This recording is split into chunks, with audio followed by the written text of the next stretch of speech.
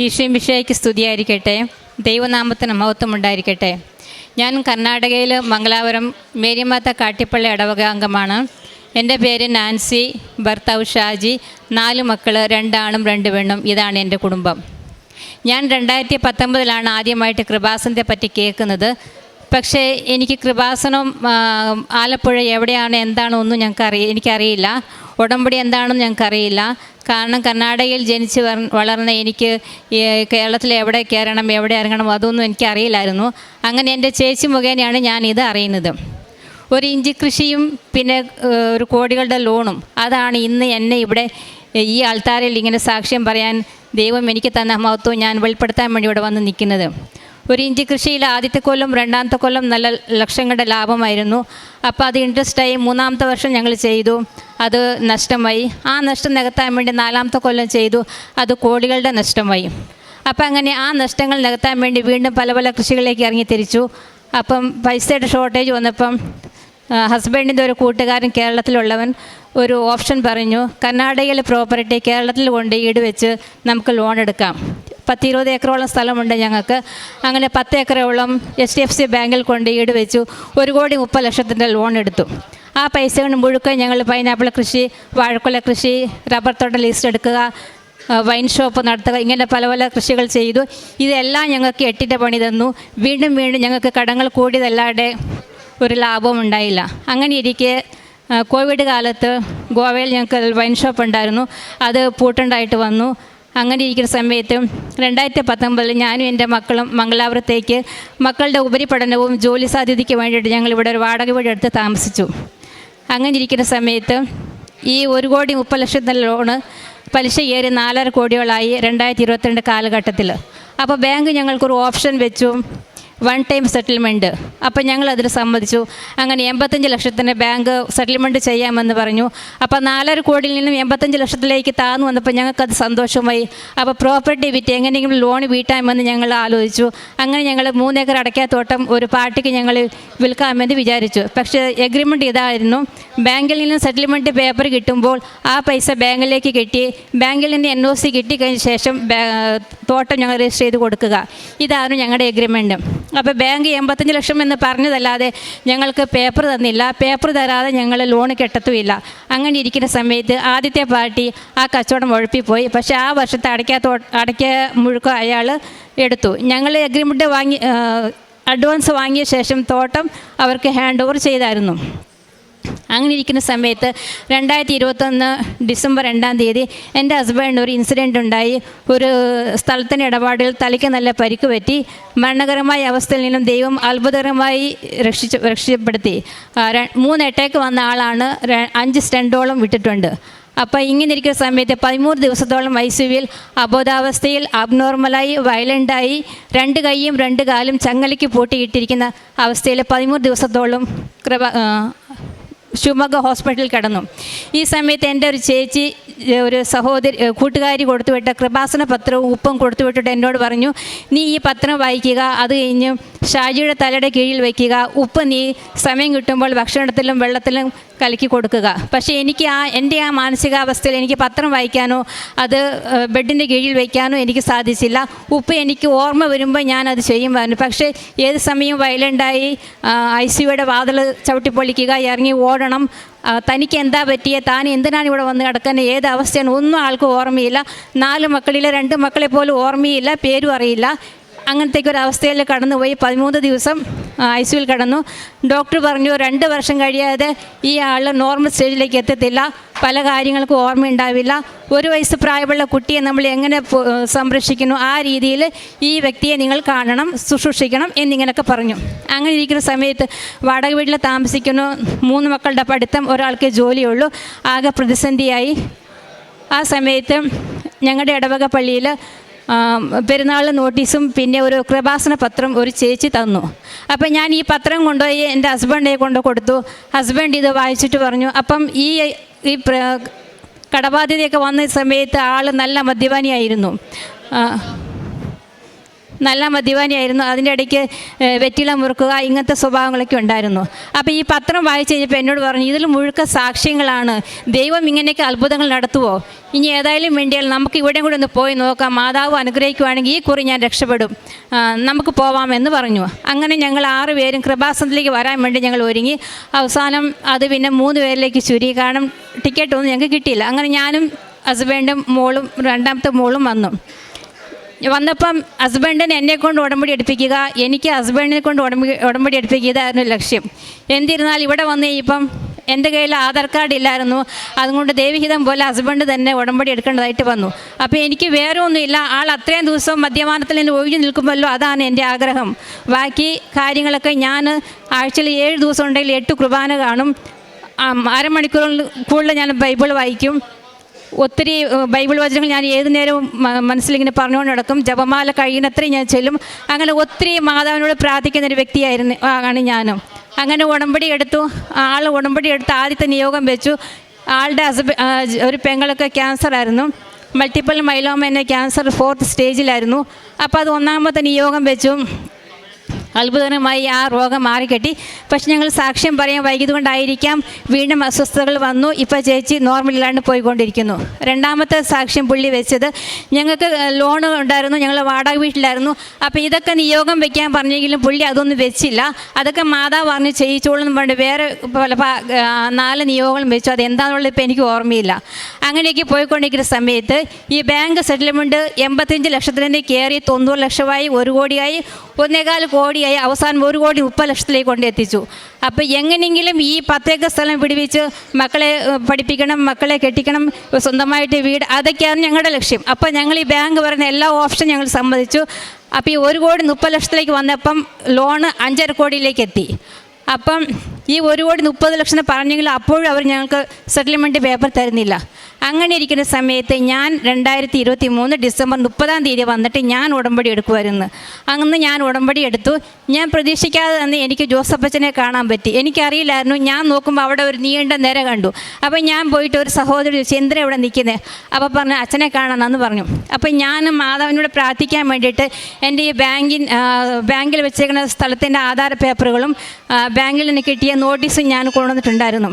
അപ്പോൾ ഞാൻ ആ നോട്ടീസ് കൊണ്ട് അവിടെ സ്റ്റാഫിൽ കൊണ്ട് കാണിച്ചപ്പോൾ ആ ബ്രദർ എനിക്ക് ടോക്കൺ തന്നു. ഞാൻ ആ ടോക്കണായിട്ട് ഇവിടെ വന്ന് അച്ഛനെ കണ്ടു. അച്ഛൻ എനിക്ക് പ്രാർത്ഥിച്ച് എനിക്കൊരു കാശുപം തന്നു.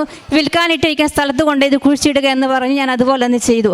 അത് എനിക്ക് പ്രതീക്ഷിക്കാതെ കിട്ടിയ ഒരു ഭാഗ്യമായിരുന്നു. അങ്ങനെ ഉടമ്പടി എടുത്തുകൊണ്ട് പോയി. ഫെബ്രുവരി 20 ബാങ്ക് ഞങ്ങൾക്ക് ഫസ്റ്റ് ഇൻസ്റ്റാൾമെൻറ്റ് സെറ്റിൽമെൻറ്റായിട്ട് ഞങ്ങൾക്ക് 1,30,00,000 പേപ്പർ ഇഷ്യൂ ചെയ്തു. അപ്പം ഈ സ്ഥലം എടുക്കുന്ന ആൾ പറഞ്ഞു, ഞാൻ കെട്ടിക്കൊള്ളാമെന്ന് പറഞ്ഞു. പക്ഷേ പേപ്പർ കിട്ടിക്കഴിഞ്ഞ ശേഷം അയാൾ പറഞ്ഞു, എൻ്റെ അടുത്ത് പൈസയില്ല, പൈസ ഞാൻ വേറെ പല വഴിയിലേക്ക് ഞാനത് മറിച്ച് കിട്ടു, എനിക്ക് 2 മാസം ആവാതെ എനിക്ക് പൈസ കിട്ടത്തില്ല എന്ന് പറഞ്ഞു. പക്ഷേ ഈ പേപ്പർ 8 ദിവസത്തെ വാല്യൂ ഉണ്ടായിരുന്നുള്ളൂ. അങ്ങനെ ആ ആദ്യത്തെ ഫസ്റ്റ് 1 ടൈം സെറ്റിൽമെൻറ്റ് പേപ്പറിൻ്റെ വാല്യൂ ഇല്ലാതായി. ബാങ്ക് വീണ്ടും ഞങ്ങളോട് ഭീഷണിയായി. അപ്പോൾ പറഞ്ഞു, ഇനി 5.5 കോടിയിൽ നിന്ന് നിങ്ങൾക്ക് അതിൻ്റെ പലിശ കൂടെ നിങ്ങൾ കെട്ടതായിട്ട് വരുമെന്ന് പറഞ്ഞു. വീണ്ടും ഞങ്ങൾ പ്രാർത്ഥിച്ചു. ഞാൻ ഇടപെടാതെ മാതാവിനോട് ഈ പ്രത്യക്ഷീകരണ പ്രാർത്ഥന ഏത് നേരവും ഞാൻ യൂട്യൂബ്, ഫേസ്ബുക്ക്, സീരിയൽ, TV ഒന്നും ഞാൻ കാണാറില്ല. ഞാൻ എപ്പോഴും മാതാവിനെ പ്രാർത്ഥിച്ചുകൊണ്ടിരിക്കും. അച്ഛൻ്റെ ടോക്കുകൾ കേൾക്കുക, ആത്മീയ കാര്യങ്ങൾ കാണുക, അതല്ലാതെ വേറെ ഒന്നും ഞാൻ ചെയ്യില്ല. അങ്ങനെ ഇരിക്കുന്ന സമയത്ത് ബാങ്ക് കെട്ടെന്ന് പറയുന്നില്ല, ഞങ്ങൾക്ക് പേപ്പർ തരില്ല. അങ്ങനെ ആദ്യത്തെ സെറ്റിൽമെൻറ്റ് പേപ്പറിൻ്റെ വാല്യൂ കഴിഞ്ഞു. വീണ്ടും ഞങ്ങൾക്ക് ബാങ്ക് 3 മാസത്തെ അവധി തന്നു. പക്ഷേ ഇതിനൊക്കെ കാരണം വേറെ ഒന്നുമുണ്ട്.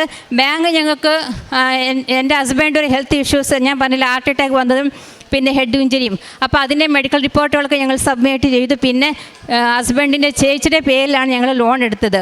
ചേച്ചിക്ക് ഒരു വീട് മേടിച്ചു കൊടുത്ത് ആ വീട് കൂടെ വെച്ചിട്ട്, അപ്പോൾ ആ ചേച്ചി ഈ ക്യാൻസർ പേഷ്യൻ്റെ ഹെൽത്ത് ഇഷ്യൂസ് ആ റിപ്പോർട്ടെല്ലാം കാണിച്ച ഇതിലാണ് ഞങ്ങൾക്കൊരു കുറച്ച് കൺസെഷൻ അവർ ചെയ്തു തന്നത്. അങ്ങനെ ഇവർ തന്നില്ല. അവസാനം ഞാൻ ജൂൺ 26 വീണ്ടും വന്ന് ഉടമ്പടി പുതുക്കിയപ്പോൾ ഞാൻ മാതാവിനോട് ഞാൻ ഇത്രയേ പറഞ്ഞോളൂ, മാതാവേ, ഡിസംബർ 23 ഞാൻ ഉടമ്പടി എടുത്തു. ഈ വർഷം 23 ഡിസംബർ 31 ആകുമ്പോഴത്തേക്കും, മാതാവേ, നീ എൻ്റെ ഈ ബാങ്കിൻ്റെ ഇടപാട് മാത്രം നീ എനിക്ക് പരിഹരിച്ച് തന്നാൽ മതി, വേറെ ഒന്നും ഞാൻ എന്നോട് ആവശ്യപ്പെടുന്നില്ല. അതൊരു ഒരു ആവശ്യം ഞാൻ മാതാവിനോട് പറഞ്ഞിട്ട് പോയി. ആഗസ്റ്റ് 31 മാതാവേ, ബാങ്ക് എങ്ങനെയെങ്കിലും സെറ്റിൽമെൻറ്റ് പേപ്പർ ഞങ്ങൾക്ക് തരണം, ആ പൈസ ഞങ്ങളെ കൊണ്ട് കെട്ടാൻ സാധിക്കണം. മാതാവേ, ഇത് നീ എനിക്ക് സാധിച്ചു തന്നാൽ ഞാനിവിടെ വന്ന് സാക്ഷ്യം പറയും. ഇതായിരുന്നു എൻ്റെ ആവശ്യം. എന്തെന്ന് പറയട്ടെ, ബാങ്ക് വീണ്ടും ഞങ്ങളെ സെറ്റിൽമെൻറ്റിന് വിളിച്ചു. അങ്ങനെ ഞങ്ങൾ പോയി. അപ്പോൾ ബാങ്ക് വീണ്ടും പൈസ കൂട്ടി. 1,30,00,000 എന്നുള്ളത് ഫെബ്രുവരി മുതൽ ജൂൺ മാസം വരെയുള്ള പലിശ കയറ്റി വീണ്ടും 1,40,00,000 രൂപയാക്കി. അപ്പോൾ അത് ഞങ്ങളെ കൊണ്ട് സാധ്യമല്ല എന്ന് പറഞ്ഞു. പിന്നെ അവരത് കുറച്ച് 1,32,500,000 രൂപ അങ്ങനെ ഒരു സെറ്റിൽമെൻറ്റ് പേപ്പർ തന്നു ആഗസ്റ്റ് 20 ഈ പേപ്പർ കിട്ടിക്കഴിഞ്ഞപ്പോൾ വീണ്ടും ഈ പാർട്ടി പറഞ്ഞു, നിങ്ങൾ സൈൻ ഇട്, അത് കഴിഞ്ഞിട്ട് ഞങ്ങൾ ബാങ്കിൽ പൈസ കെട്ടാമെന്ന് പറഞ്ഞു. പക്ഷെ ഞങ്ങൾ പറഞ്ഞു, നിങ്ങൾ ഫസ്റ്റ് പൈസ കെട്ട്, അത് കഴിഞ്ഞ് ഞങ്ങൾ എഗ്രിമെൻറ്റ് രജിസ്റ്റർ ചെയ്ത് തരാമെന്ന് പറഞ്ഞു. അങ്ങനെ എഗ്രിമെൻറ്റ് രജിസ്റ്റർ ചെയ്ത് കൊടുക്കാനായിട്ട് ഇവർ ബാങ്കിൽ പൈസ കെട്ടാമെന്ന് പറഞ്ഞ് ഞങ്ങളെ ഇവിടുന്ന് മംഗലാപുരത്ത് ഞങ്ങൾ ശിവമൊഗ്ഗയിലേക്ക് വിളിച്ചു. ഞങ്ങൾ അവിടെ ചെന്ന് കഴിഞ്ഞിട്ട് ഇവർ പറഞ്ഞു സൈൻ ഇടാൻ പറഞ്ഞു. ഹസ്ബൻഡ് പറഞ്ഞു, നിങ്ങൾ പൈസ കെട്ടിയില്ല, അന്ന് ഞങ്ങൾ സൈൻ ഇടത്തില്ല എന്ന് പറഞ്ഞു. അങ്ങനെ അങ്ങോട്ടും ഇങ്ങോട്ടും പ്രശ്നങ്ങളായി. ഞങ്ങൾ അവിടെ നിന്ന് സൈൻ ഇടാതെ ഞങ്ങൾ തിരിച്ചു പോന്നു കഴിഞ്ഞ് കഴിഞ്ഞപ്പോൾ വീണ്ടും ഇവർക്ക് പ്രശ്നമായി. ഇവർ പിന്നെ ഞങ്ങളോട് പറഞ്ഞു, ഇവരവിടെ കേരള ബാങ്കിൽ പോയി ഇവർ സകല കാര്യങ്ങൾ അന്വേഷിച്ചിട്ട് തിരിച്ചു പോകാൻ ഞങ്ങളെ വിളിച്ചു. ആഗസ്റ്റ് 30 ഞങ്ങളെ വിളിച്ചു. 1,32,500,000 രൂപ കെട്ടി ഞങ്ങളുടെ മുമ്പിൽ നിന്ന് വെച്ച് അവർ കെട്ടി. ഞങ്ങൾ എഗ്രിമെൻറ്റ് സൈൻ ചെയ്ത് കൊടുത്തു. ഇതെല്ലാം എഗ്രിമെൻറ്റ് സൈൻ ചെയ്ത് കൊടുക്കാൻ നേരത്തെ വീണ്ടും പ്രശ്നങ്ങൾ വന്നു. എന്താണെന്ന് വെച്ചാൽ, സർവേർ കംപ്ലൈൻ്റ് ആണ്, ഇന്നത്തെ ദിവസം നിങ്ങൾക്ക് ഇത് രജിസ്റ്റർ ചെയ്യാൻ പറ്റത്തില്ല, അതുകൊണ്ട് ഞായറാഴ്ച രാവിലെ 10:00 വരണമെന്ന് ഈ പൈസ കെട്ടിയ ആൾക്കാർ പറയണം. പക്ഷേ 31 ഞങ്ങൾ ഈ കേരള ബാങ്ക് മംഗലാപുരത്ത് നിന്ന് കേരള ബാങ്കിലേക്ക് വന്ന് ഞങ്ങൾ 3 പേരും, ഞാനും ഹസ്ബൻഡ് പെങ്ങളും, ഞങ്ങൾ 3 പേരും സൈൻ ഇട്ട് കൊടുത്താലേ ഞങ്ങളുടെ ഈ ലോൺ ക്ലോസ് ആകത്തുള്ളൂ.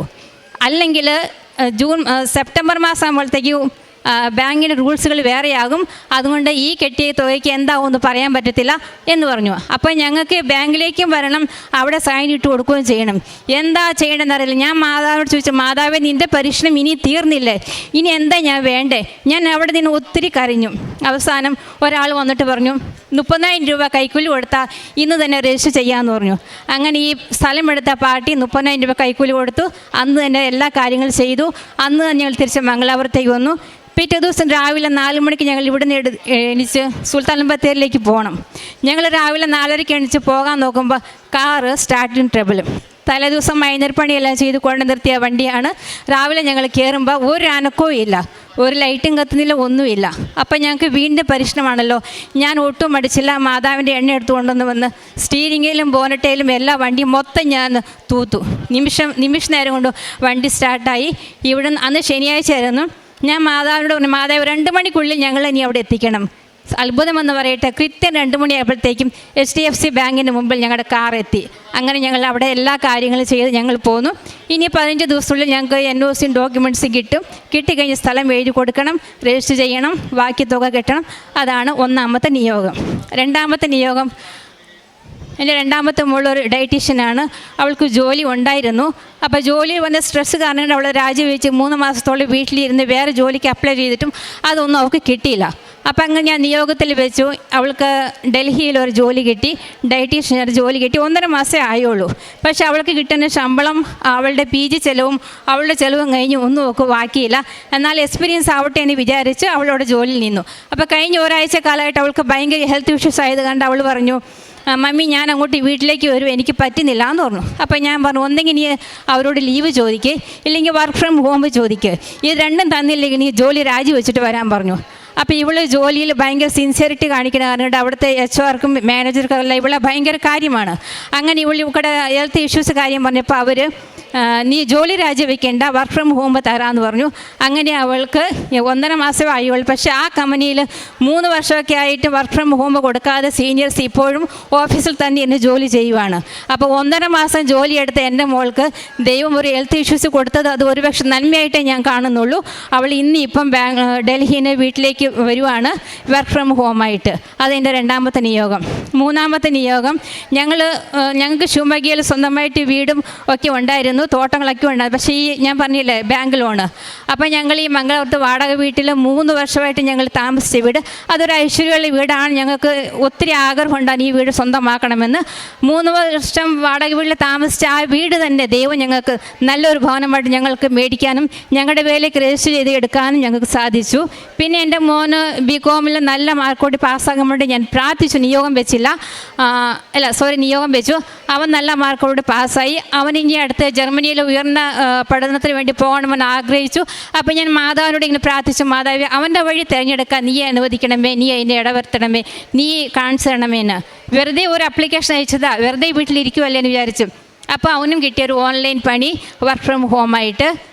പിന്നെ എൻ്റെ ഹസ്ബൻഡിന് മദ്യപാനം, മുറുക്ക്, ഇങ്ങനെയുള്ള കാര്യങ്ങളെല്ലാം ഹസ്ബൻഡ് ഒഴിവാക്കി. ഹസ്ബൻഡ് ഇപ്പോൾ ആത്മീയ ചൈതന്യത്തിൽ നല്ല വ്യക്തിയായിട്ട് മാറിയിരിക്കുന്നു. പിന്നെ പ്രേക്ഷിത പ്രവർത്തനം, കാരുണ്യ പ്രവൃത്തിയൊക്കെ ഞാൻ പറഞ്ഞില്ലേ, ആഴ്ചയിൽ 7 ദിവസം ഉണ്ടെങ്കിൽ 8 ദിവസം ഞാൻ കുർബാനയ്ക്ക് പോകും. പിന്നെ ബൈബിൾ ഇടപെടാതെ വായിച്ചുകൊണ്ടിരിക്കും. ഞാൻ എൻ്റെ മൊബൈലിൽ ഞാൻ ദിവസവും ഓരോ ബൈബിൾ വചനം സ്റ്റാറ്റസ് ആയിട്ട് ഇടും. കാരണം എൻ്റെ കോൺടാക്റ്റ് ലിസ്റ്റിലുള്ളവർ ഈ വചനം കാണുമ്പോൾ അവരെ സ്പർശിക്കുന്ന ഏതെങ്കിലും ഒരു വാക്കായിരിക്കും അവരുടെ ജീവിതത്തിന് അവർക്ക് പ്രചോദനമാകുക. അപ്പോൾ അതാകട്ടെ എന്ന് ഓർത്തുകൊണ്ട് ഞാൻ ഡെയിലി ബൈബിൾ സ്റ്റാറ്റസ് ഇടും. പിന്നെ ഇവിടെ ഞങ്ങൾ 3 മാസത്തിന് ശേഷം 4 മാസത്തിലൊരിക്കൽ ഞാൻ വന്ന് കഴിയുമ്പം കന്നഡ, കൊങ്കണി, പിന്നെ മലയാളം പത്രം ഞാൻ മേടിച്ചുകൊണ്ട് പോയിട്ട് അവിടെ കൊണ്ട് കൊടുക്കും. എൻ്റെ ഹസ്ബൻഡ് ഉടമ്പടി എടുത്ത് എൻ്റെ ഹസ്ബൻഡിൽ വന്ന ഒത്തിരി മാറ്റങ്ങൾ കണ്ട് എൻ്റെ കുടുംബത്തിലുള്ള 9 പേരെ കൊണ്ട് ഞങ്ങൾ ഉടമ്പടി എടുപ്പിച്ചു. എൻ്റെ അടുത്തുള്ളൊരു കൊങ്കണി ഫാമിലി, ഒരപ്പനും അമ്മയും ഒരു മകനും. ആ മകന് MCom കഴിഞ്ഞ് ജോലി ഇല്ലാതിരിക്കുമായിരുന്നു. ആ മകനെ കൊണ്ട് ഉടമ്പടി എടുപ്പിച്ച് അവനിപ്പം ദുബായിൽ ജോലിയായിട്ടിരിക്കുന്നു. അപ്പോൾ ആ മകന് 3 മാസത്തെ വിസിറ്റിംഗ് വിസയിൽ ഗൾഫിൽ പോയതായിരുന്നു. അപ്പോൾ ഒരു ദിവസം ഞാൻ ആ അമ്മയ്ക്ക് സുഖമില്ല. അപ്പം ഞാനിങ്ങനെ അമ്മയുടെ തൈലം എടുത്തിട്ട് അവിടെ പോയി പ്രാർത്ഥിക്കാൻ വേണ്ടി പോയപ്പോൾ ആ മകൻ അമ്മയായിട്ട് ഫോണിൽ സംസാരിച്ചുകൊണ്ടിരിക്കുമായിരുന്നു. അന്നേരം ആ മകൻ പറഞ്ഞു, ആൻറ്റി ഞാൻ ഇന്ന് ഇൻ്റർവ്യൂവിന് പോവുകയാണ്, ആൻറ്റി എനിക്ക് വേണ്ടി എന്നെ പ്രാർത്ഥിക്കണം എന്ന് പറഞ്ഞു. അപ്പം ഞാൻ ആ മകനോട് പറഞ്ഞു, മോനെ നീ മൊബൈൽ ഓണാക്കി വെച്ച് ഞാൻ നിനക്ക് വേണ്ടി പ്രാർത്ഥിക്കാമെന്ന് പറഞ്ഞു. എൻ്റെ കയ്യിൽ അമ്മയുടെ തൈലം ഉണ്ടായിരുന്നു. ഞാൻ ആ മൊബൈലിൽ അവൻ്റെ ഫോട്ടോയും നോക്കി അവൻ്റെ നെറ്റിയിൽ കൈവച്ച് പ്രാർത്ഥിച്ച് അവൻ്റെ മുഖത്ത് തൂക്കുന്നതല്ല മൊബൈലിലേക്ക് ഞാൻ ഈ എണ്ണ തൂത്ത്. എൻ്റെ വിശ്വാസമാണ് ഇത്. എന്നിരുന്നാലും അവൻ ആ ഇൻ്റർവ്യൂവിന് പോയി, അവൻ ആ ഇൻ്റർവ്യൂവിൽ പാസ്സായി. അന്ന് അവന് കിട്ടിയ ആ ജോലി ഇന്നും അവനെ തുടർന്നുകൊണ്ടിരിക്കുന്നു. പ്രതീക്ഷിക്കാതെ തന്നെ അവൻ്റെ എൻഗേജ്മെൻറ്റും കഴിഞ്ഞു, അവൻ സുഖമായിട്ട് ജീവിക്കുന്നു. പിന്നെ കാരുണ്യ പ്രവൃത്തി, മംഗലാപുരത്ത് 200ഓളം പേരെ സംരക്ഷിക്കുന്ന ഒരു സ്ഥാപനമുണ്ട്. ഈ വഴിവക്കത്തൊക്കെ കിടക്കുന്ന അനാഥ രോഗികളും മന്ദബുദ്ധികളായവരൊക്കെ സംരക്ഷിക്കുന്ന വലിയൊരു സ്ഥാപനം. അപ്പോൾ ഒരിക്കലും ഞങ്ങൾ അവിടെ പോയി നോക്കുമ്പോൾ വലിയ സെറ്റപ്പോട് കൂടിയുള്ള സ്ഥാപനമാണ്, വിദേശികൾ സഹായിക്കുന്ന സ്ഥാപനമാണ്. അപ്പോൾ ഞങ്ങൾക്ക് അറിയില്ലായിരുന്നു. എന്നിരുന്നാലും 1 മാസത്തേക്കുള്ള ഫുഡിൻ്റെ പൈസ ഞങ്ങൾ അവിടെ കൊടുത്തു. പിന്നെ ഞങ്ങൾ തോട്ടത്തിലേക്ക് ശിവമൊഗ്ഗി പോകുന്ന സമയത്ത് അവിടെ ഒരു 10 അമ്മമാരെ സംരക്ഷിക്കുന്ന ഒരു സ്ഥാപനമുണ്ട്. അവിടെ ഞങ്ങൾ പോകും, അവർക്ക് അരി സാധനങ്ങൾ കൊടുക്കും, പിന്നെ ഫുഡ് അങ്ങനെയുള്ള കാര്യങ്ങൾ കൊടുക്കും. പിന്നെ ഞങ്ങൾക്ക് തുണിക്കട ഉണ്ടായിരുന്നു. ആ കടയിൽ ഞാൻ കുറേ നൈറ്റിയും കാര്യങ്ങളൊക്കെ എടുത്ത് അവർക്ക് കൊണ്ട് കൊടുക്കും. ആ അമ്മമാരെ ഞാൻ തൈലം പൂശി ഞാൻ പ്രാർത്ഥിക്കും. അതങ്ങനെയൊക്കെ ചെയ്യും. പിന്നെ ഈ മൈസൂരിൽ ഒരു 60 മക്കളെ സംരക്ഷിക്കുന്ന ഒരു അനാഥാലയമുണ്ട്, ചെറിയ കുട്ടികൾ. അവർക്ക് 1 മാസം എല്ലാ മാസവും ഞാൻ ചെറിയ തോതിൽ പൈസ ഞാൻ ഇട്ട് കൊടുക്കും. പിന്നെ നീ ഓരോരോ ഫ്രണ്ട്സിൻ്റെ ഗ്രൂപ്പിൽ അറിയാവുന്നവർ ഓരോ സഹായം തേടി മെസ്സേജ് വരുമല്ലോ, അവർക്ക് ഞാൻ എൻ്റെ കയ്യിൽ തന്നെ സഹായിക്കും. ഇതൊക്കെയാണ് ഞാൻ ചെയ്തിരിക്കുന്നത്. ഇനിയും തുടർന്ന് ഇതുപോലെ നല്ല നല്ല സാക്ഷ്യങ്ങൾ പറയാൻ ദൈവം എനിക്ക് ഇടവരുത്തട്ടെ. പിന്നെ എൻ്റെ മൂത്ത മോൾക്ക് മംഗലാപുരത്ത് തന്നെ ജോലി വേണം. അവൾ സോഫ്റ്റ്വെയർ എഞ്ചിനീയറാണ്. മംഗലാപുരത്ത് തന്നെ ജോലി വേണം. അവൾ ആഗ്രഹിച്ച കമ്പനിയിൽ തന്നെ ജോലി വേണം. മമ്മി എനിക്ക് വേണ്ടി പ്രാർത്ഥിക്കണം, നിയോഗം വെച്ചില്ലായിരുന്നു, പ്രാർത്ഥിക്കണം എന്ന് പറഞ്ഞു. പ്രാർത്ഥിച്ചു. ആ ആഗ്രഹം മാതാവ് സാധിച്ചു തരുന്നു. ഇനി മക്കൾക്ക് നല്ലൊരു വിവാഹാലോചന വേണമെന്നാണ് എൻ്റെ ആഗ്രഹം. ഞാൻ അതിനുവേണ്ടി പ്രാർത്ഥിക്കുന്നുണ്ട്. മാതാവ് അത് ഉറപ്പായിട്ട് എനിക്ക് സാധിച്ചു തരും. ഞാൻ വീണ്ടും വന്ന് സാക്ഷ്യം പറയാൻ ഇടവരുത്തട്ടെ എന്ന് പ്രാർത്ഥിക്കുന്നു. ഈ ഒരു ഉടമ്പടി സാക്ഷ്യത്തിൽ വലിയൊരു കടബാധ്യതയെക്കുറിച്ചുള്ളതാണ് ഏറ്റവും പ്രധാനപ്പെട്ട സാക്ഷ്യം. അത് പ്രാർത്ഥനയിലേക്ക് കടന്നു വന്നപ്പോൾ എല്ലാം വളരെ കോംപ്ലിക്കേഷൻ ഉണ്ടായിരുന്ന സാഹചര്യങ്ങളെല്ലാം ക്രമപ്പെട്ടു എന്നുള്ളതാണ് ഈ സാക്ഷ്യത്തിൻ്റെ ഏറ്റവും പ്രധാനപ്പെട്ട രത്നച്ചുരുക്കം എന്ന് പറയുന്നത്. പിന്നീട് മക്കൾക്കും താൻ ആയിരിക്കുന്ന ഇടങ്ങളിലെല്ലാം ഉടമ്പടിയിൽ നിലനിൽക്കുമ്പോൾ വലിയ അനുഭവങ്ങൾ ലഭിച്ചു എന്നുള്ളതും, ആസ് എ റിസൾട്ട് ഏറ്റവും അവസാനം ജീവിത പങ്കാളി ഒരു കുടുംബം മുഴുവൻ ആത്മീയമായിട്ട് വളർന്നു എന്നുള്ളതാണ്. അപ്പോൾ ആത്മീയമായിട്ട് വളരുക എന്ന് പറയുന്നൊരു സൈഡ് എഫക്റ്റ് അല്ല, ആക്ച്വലി ഉടമ്പടിയുടെ ഏറ്റവും പ്രധാനപ്പെട്ട ഒരു ചീഫ് എഫക്റ്റ് എന്ന് പറയുന്നത്, അല്ലെങ്കിൽ ഉടമ്പടി ലക്ഷ്യം തന്നെ ഒരു വ്യക്തി ആത്മീയമെന്നിട്ട് ഉദ്ദേശിക്കുന്നത് തന്നെ പ്രാർത്ഥനയിൽ വളരുക, ദൈവസ്നേഹത്തിൽ വരിക, ദൈവ സാന്നിധ്യത്തിൽ വളരുക എന്ന് തന്നെയാണ്. ഒരു പക്ഷേ നമ്മുടെ ജീവിതത്തിൻ്റെ നിയോഗങ്ങളെ പരിശുദ്ധ അമ്മ വ്യക്തമായിട്ട് അത് കാലത്തിന് ഇളവം വരുത്തി അല്ലെങ്കിൽ കാലച്ചുരുക്കം സംഭവിച്ച് നമ്മളെക്കൊണ്ട് ഈ ഒരു അൾത്താരയിൽ അല്ലെങ്കിൽ നമ്മളെക്കൊണ്ട് തന്നെ ഉടമ്പടിയിൽ ദൈവം പറയിപ്പിക്കും. ഏറ്റവും പ്രധാനപ്പെട്ടത് ഒരു വ്യക്തി പ്രാർത്ഥിക്കുന്നതാണ് എന്നുള്ളത്. അപ്പോൾ ആ ഒരു യാത്രയിലാണ് ഉടമ്പടി എടുക്കുന്നവരോട് പ്രാർത്ഥിച്ചൊരുങ്ങി ഈ യാത്ര നടത്തുമ്പോൾ പരിശുദ്ധ അമ്മ എത്രയും വേഗം ഒരു വ്യക്തിയെ അങ്ങനെ ഒരു അനുഭവത്തിൽ കൊണ്ടെത്തിക്കുന്നു എന്നുള്ളതാണ് ഇവിടുത്തെ ഏറ്റവും വലിയ അത്ഭുതം. ഒരു കാര്യം നടക്കുക എന്നതിനേക്കാളുപരി ഒരു വ്യക്തി ഒരു ദൈവ സ്നേഹത്തിനെക്കുറിച്ച് ബോധ്യത്തോടെ പറയുവാനായിട്ട് പ്രാപ്തനാകുക എന്നുള്ളതാണ് ഇവിടുത്തെ ഏറ്റവും വലിയൊരു അത്ഭുതം എന്ന് പറയുന്നത്. ഒപ്പം ഉടമ്പടിയിലെ എല്ലാ കാര്യങ്ങളിലും ഇപ്പോൾ ഇദ്ദേഹം പറയുന്നുണ്ട്, ഉടമ്പടിയിലെ എല്ലാ കാര്യങ്ങളും കൃത്യതയോടുകൂടി പാലിക്കുവാനായിട്ടുള്ളൊരു പരിശ്രമം ഇദ്ദേഹത്തിൻ്റെ ഭാഗത്തുനിന്നുണ്ട്. ഇദ്ദേഹം കർണാടകയിൽ നിന്നാണ് വരുന്നത്. നമ്മളെ സംബന്ധിച്ചുള്ള ഒരുപാട് ദൂരത്ത് നിന്നാണ് ഇവിടെ നല്ലൊരു ശതമാനം പേരും വരുന്നത്. അപ്പോൾ അത്രത്തോളം ദൂരത്ത് വരുമ്പോൾ അത്രത്തോളം കഷ്ടപ്പാടും അത്രത്തോളം ഒരുക്കവും ഒക്കെ ആവശ്യമാണ്. അപ്പം അത്രത്തോളം ഒരുങ്ങി ഇവിടെ വരുമ്പോൾ തന്നെയും പരിശുദ്ധ അമ്മ യാത്രയെ 51-ാം സങ്കീർത്തനത്തിൽ പറഞ്ഞു, നിൻ്റെ അലച്ചിലുകൾ ഞാൻ എണ്ണിയിട്ടുണ്ട്, നിൻ്റെ കണ്ണീര് ഞാൻ കുപ്പിയിച്ചു. അപ്പം നമ്മൾ ബഹുമാനപ്പെട്ട അച്ഛൻ ആരാധനയിൽ പറയാം, നിങ്ങൾ അവിടെ നിന്ന് തുടങ്ങുന്ന ഓരോ പ്രാർത്ഥനയും സഹനങ്ങളും എല്ലാം അമ്മ മാതാവ് പ്രത്യേകമായിട്ട് നിങ്ങൾ സാന്നിധ്യമാക്കി മാറ്റും. ആ ഉടമ്പടി എടുക്കാമെന്ന അതേ യാത്രയോടൊപ്പം സാക്ഷ്യം പറയാൻ വീണ്ടും ഈ ആലയത്തിൽ എത്തിച്ചേരുവാനായിട്ട് അമ്മ ഇടവരുത്തിയതിൻ്റെ ഏറ്റവും പ്രധാനപ്പെട്ട കാര്യം വിശ്വസ്തയോടെ നിലനിൽക്കാനുള്ള പരിശ്രമമുണ്ട് അതിൻ്റെ. അപ്പോൾ ഓരോ സാക്ഷ്യങ്ങളും നമ്മൾ കേൾക്കുമ്പം നമ്മൾ പ്രാർത്ഥനയോടെ കേൾക്കണം. ഓരോ വ്യക്തിയും അവർ നിന്നൊരു സാഹചര്യത്തിൽ നിന്ന് ഈ സാക്ഷ്യം വരെ അല്ലെങ്കിൽ അതിന് ശേഷവും നടക്കുന്ന കുറേ ദൈവത്തിൻ്റെ ഒരു മാർഗ്ഗമുണ്ട്. ആ ഒരു മാർഗ്ഗത്തിലേക്കാണ് ഉടമ്പടി എല്ലാവരെയും ക്ഷണിക്കുന്നത്. ഈ ഒരു സാക്ഷ്യം നമ്മളെ സഹായിക്കട്ടെ എന്ന് പ്രാർത്ഥിക്കുന്നു. നമുക്ക് കരങ്ങളടിച്ച് ദൈവത്തിൻ്റെ നാമം മഹത്വപ്പെടുത്താം. അത്യപൂർവ ദൈവാനുഭവങ്ങൾ ഇനി നിങ്ങൾക്കും സ്വന്തം. ഈ യൂട്യൂബ് ചാനൽ ഇതുവരെ സബ്സ്ക്രൈബ് ചെയ്തിട്ടില്ലെങ്കിൽ ഇപ്പോൾ തന്നെ സബ്സ്ക്രൈബ് ചെയ്യുക. ഈ വീഡിയോ ഇപ്പോൾ തന്നെ നിങ്ങളുടെ സുഹൃത്തുക്കൾക്ക് ഷെയർ ചെയ്തുകൊണ്ട് കർത്താവിൻ്റെ പ്രേക്ഷിതരാകുക.